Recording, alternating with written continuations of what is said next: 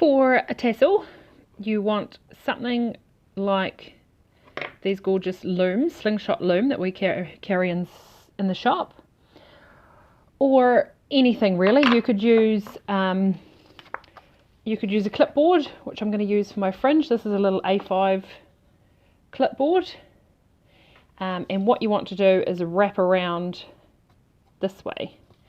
I'm going to use my loom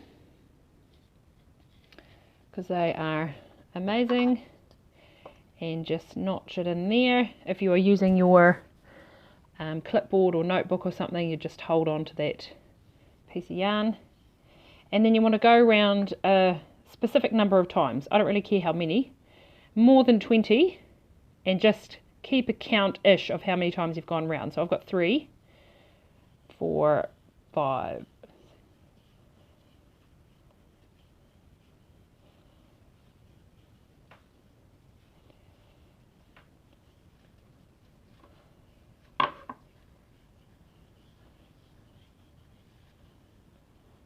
that's 30, and I'm just going to use this little notch again on the loom. They're awesome for holding onto the wool. So whatever you do, if you're doing a number of tassels, just do the same each time. And then you want 2 lengths of yarn. You want them twice the length of your tassel length. So, and be generous because we can snip these off later. So 1 and 2. Oh, 2. Now the first one is going to go inside here, and if you were on a clipboard or a notebook, you could get your crochet hook in under here to lift these up to get them in underneath, and then you want to pull it right up to the top and do a couple of knots to secure that. And the second one, we're going to go, if you were using a board, you'd have to pull this off the board now.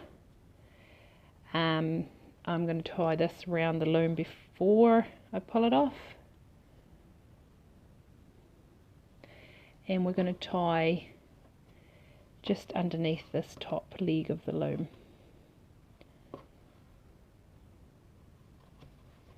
Like that. Now we're going to pull this off.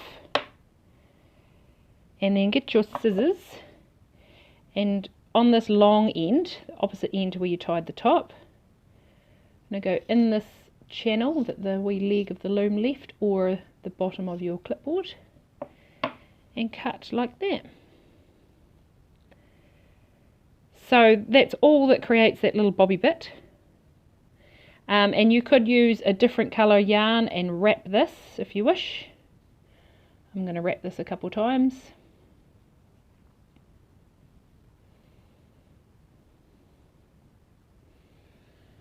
Like that.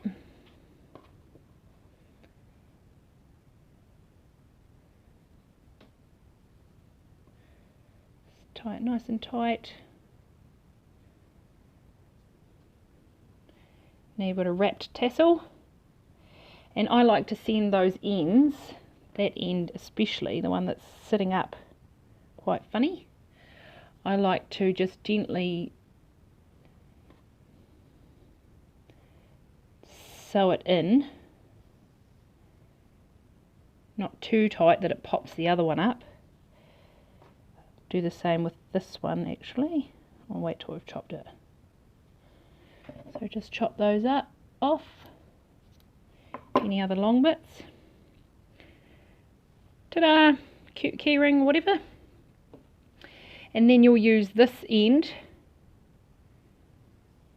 to sew onto the corner of your blanket. Okay, now next up onto a fringe.